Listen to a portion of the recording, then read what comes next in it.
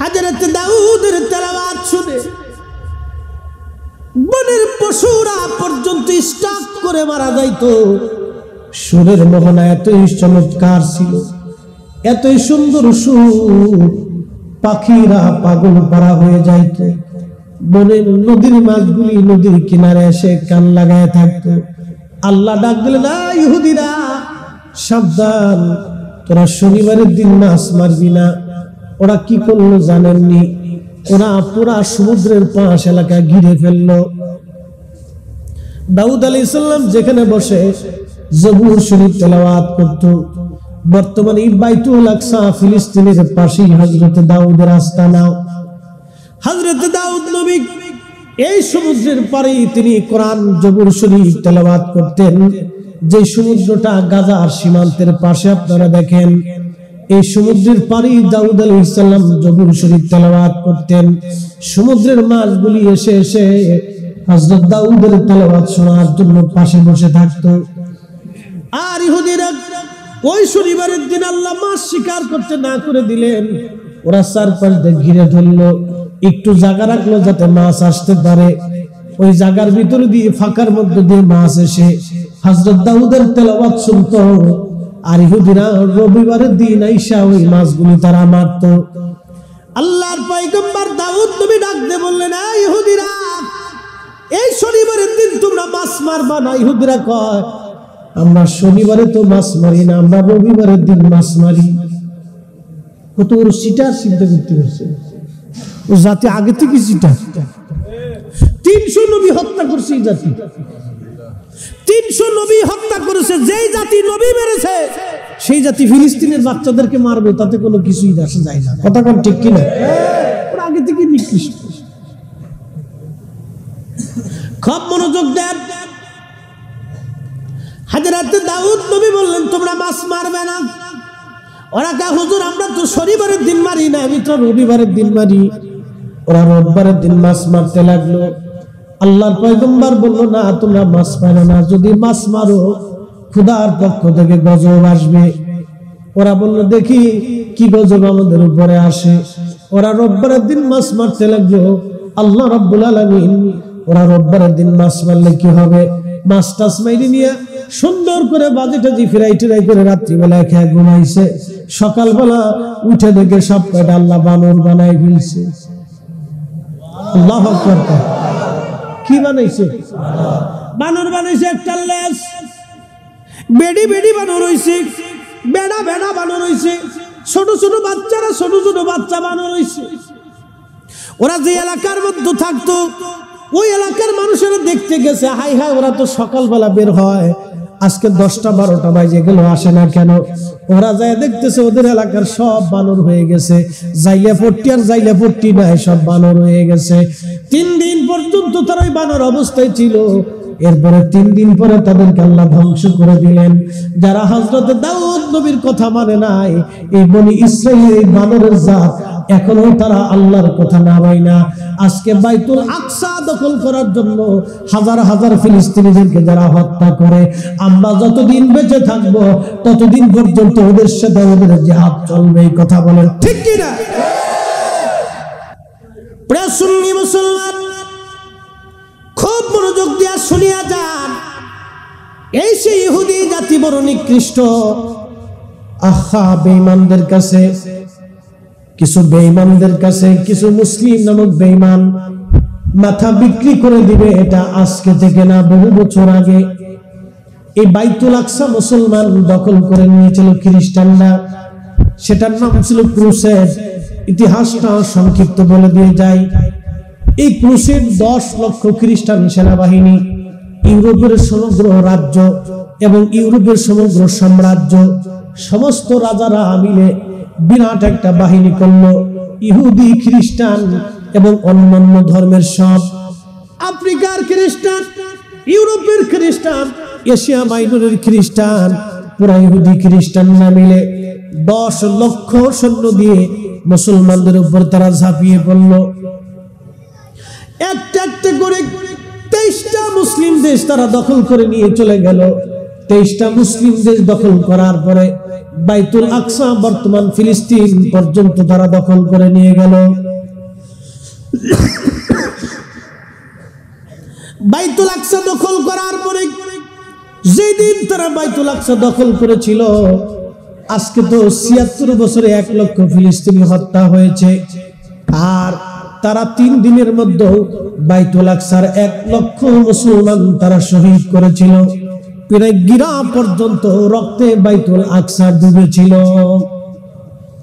এই বাইতুল আকসার জন্য আজকে থেকে যুদ্ধ না, বহু বছর আগে থেকে যুদ্ধ। উজাইর আলাইহিস সালামের সময় এই বাইতুল আকসা বক্তে নসর নামক একজন বাদশা, তিনি তামাম পৃথিবীর বাদশা ছিলেন। পৃথিবীর এমন কোন ইঞ্চি মাটি নাই যে ইঞ্চি মাটির বাদশাহী আল্লাহ তারে না দিয়েছিল। পৃথিবীর মধ্যে 4 জনকে আমার আল্লাহ তামাম দুনিয়ার বাদশা বানাইছিল। একজনের নাম বক্তে নসর, আর একজনের নাম হলো আপনার ওই নমরুদ। মুসলমানদের মধ্যে 2 জন, একজনের নাম সুলাইমান আলাইহিস সালাম, আর একজনের নাম হযরত বাদশা যুলকারনাইন। তামাম পৃথিবীর প্রত্যেক ইঞ্চি মাটির বাদশাহী আল্লাহ তাদেরকে দিয়েছিলেন। কাদুটির মুসলমান খুবই মনোযোগ দিয়ে শুনিয়া যান। হাজরাতে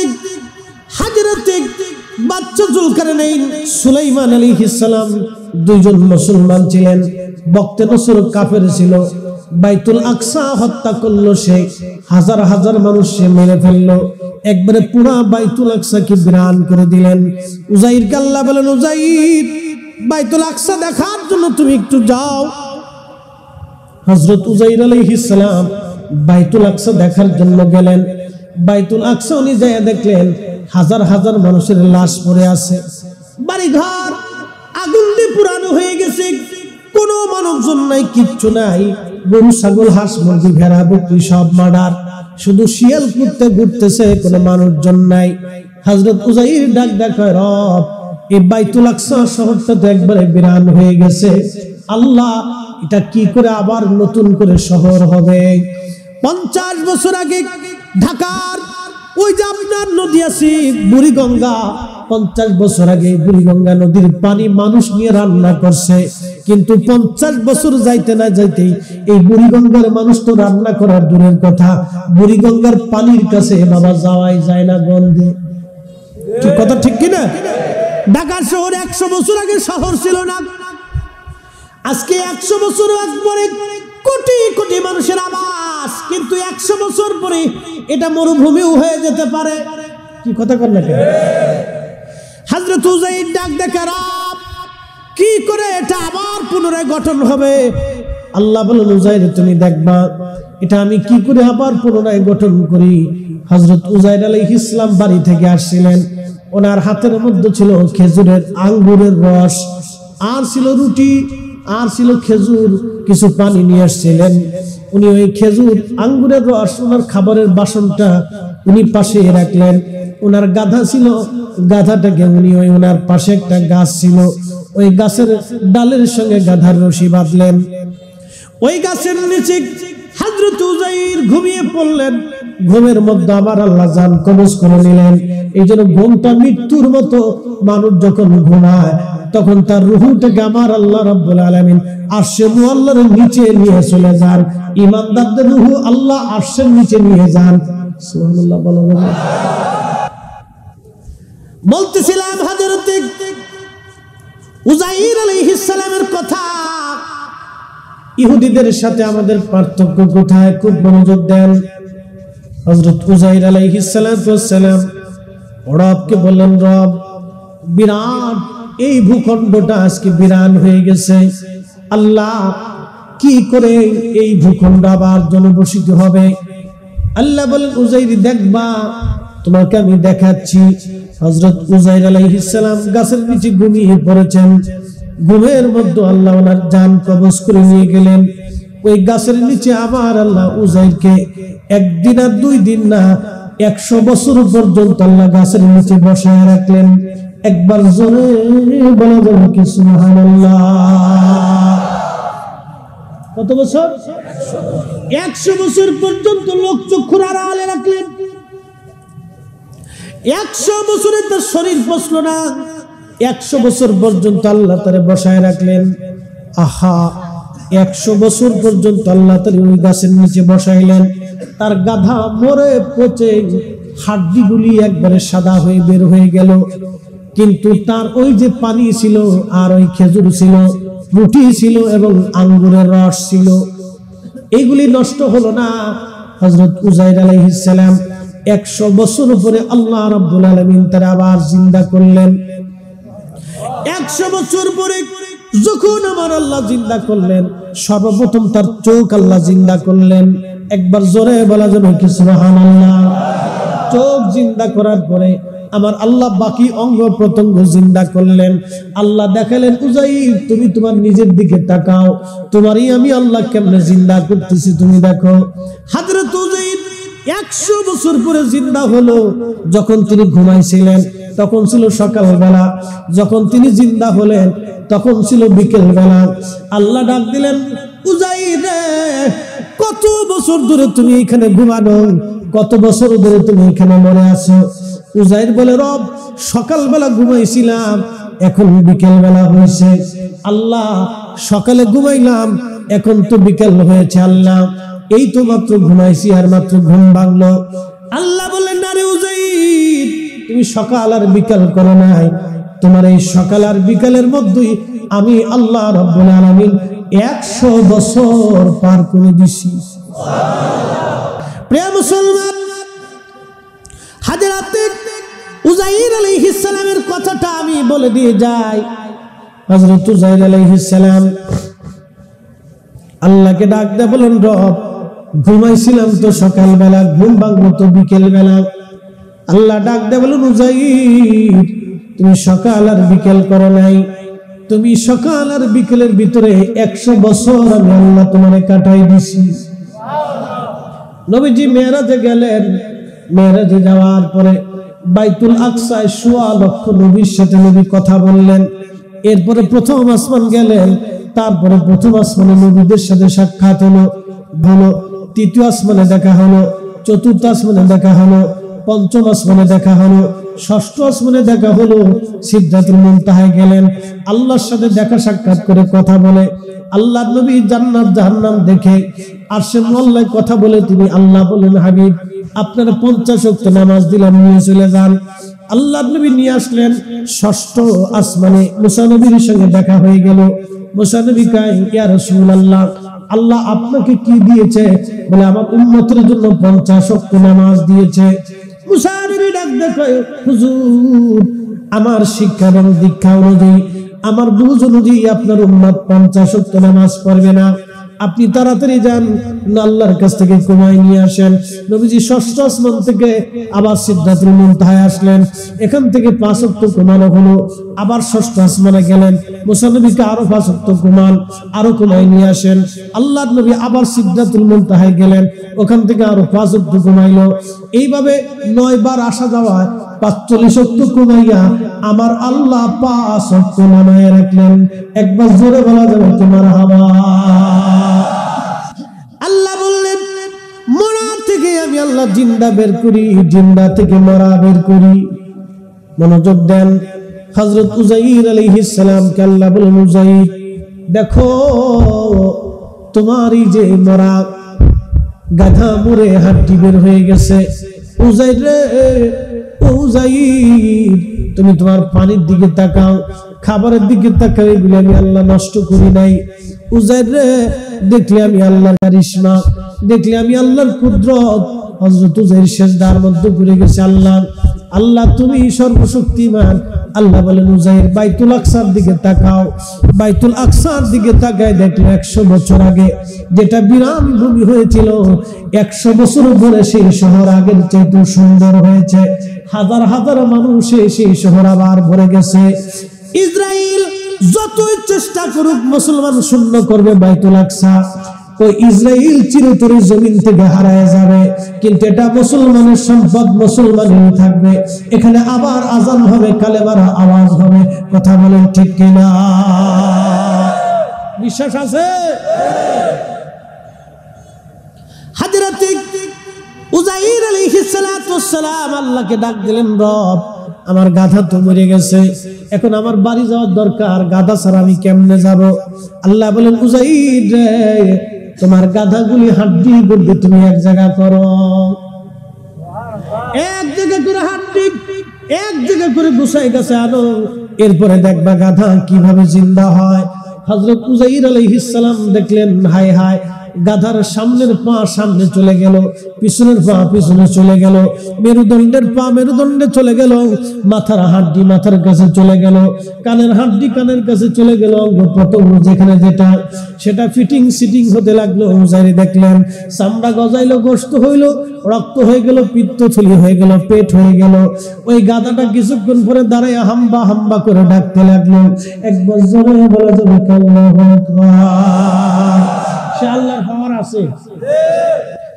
হযরত উযাইর 100 বছর পরে দেশে ফিরলেন, বাড়ি ঘর কিছুই চিনেন না। জিজ্ঞেস করে উযাইর, শুনছো গো এই দেশে উযাইরের বাড়ি কোন জায়গায় বলো? উযাইরের ছেলে মেয়েরা আসেনি বলো?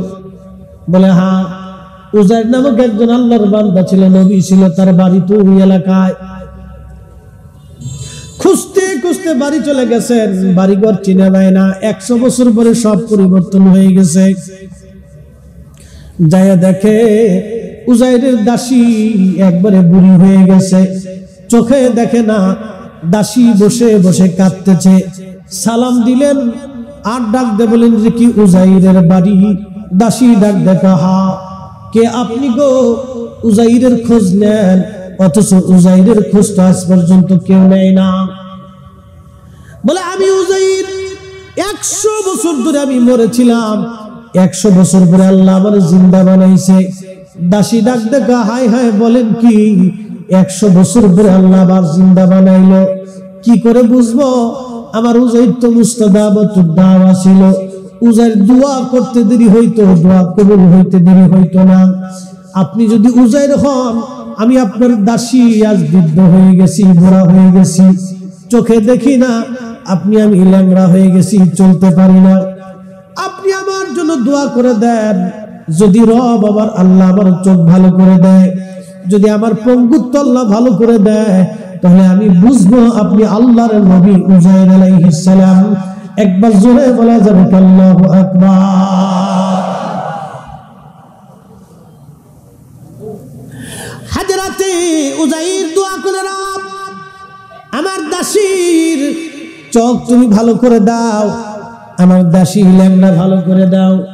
দোয়া করার সঙ্গে সঙ্গে দাসীর চোখ ভালো হয়ে গেল, পঙ্গুত্ব ভালো হয়ে গেল। উযাইর টেনে উঠাইলেন, দাঁড়া করাই দিলেন। দাসী তাকায় বলে, হ্যাঁ ঠিকই তো, আপনি আমার মনি উযাইর, কিন্তু আপনার চুল দাড়ি তো কিছুই পাকে নাই, আমি বুড়ি হয়ে গেছি। একসাথে করবে। হযরতে উযাইর কাপড় খুলে দিলেন। তিনি কাপড় খুলে দেওয়ার পরে হযরত উযাইর আলাইহিস সালাতু ওয়াস সালামের ছেলে দেখতেছে, হ্যাঁ বাবার শরীরের মধ্যে একটা তিলক আছে। তিলক দেখার পরে ছেলে কাঁদতেছিল, আব্বাজান ঠিক আপনি ফিরে আসছেন, তবে আব্বাজান বক্তে নসর যখন বাইতুল আকসা আক্রমণ করেছিল, তখন তাওরাত কিতাব একবারে পুড়িয়ে ফেলেছিল, আর আপনার আব্বাজান আমার দাদাজান একটা তাওরাতের কপি মাটির নিচে তিনি লুকিয়ে রেখেছিলেন। আজকে তাওরাত হারিয়ে গেছে, আমরা তাওরাত কিতাব খুঁজে পাই না। আব্বাজান আল্লাহ তো আপনাকে তাওরাতের হাফেজ করে বানাইছে, আপনি দয়া করে নতুন করে আমাদের সেই তাওরাত বের করে নিয়ে আসেন। আমার দাদা কোন জায়গায় তাওরাত রাখছিল আপনি ছাড়া কেউ জানে না, আপনি সেই তাওরাত কিতাব আপনি আমাদের বের করে নিয়ে আসেন। হযরত উযাইর আলাইহিস সালাম বললেন, ছেলেরা আসো, আমার আব্বাজান বক্তে নসরের ভয়ে মাটির নিচে তাওরাত রেখে দিয়েছিল, কারণ বক্তে নসর কাফের ছিল, বাইতুল আকসা দখল করে সমস্ত তাওরাত কিতাব পুড়িয়ে ফেলছে। আজ তাওরাত দুনিয়াতে কোনো তাওরাত নাই, 100 বছর মানুষ তাওরাত বিহীন হয়ে আছে। চলো আমি তাওরাত তোমার জন্য নিয়ে আসি।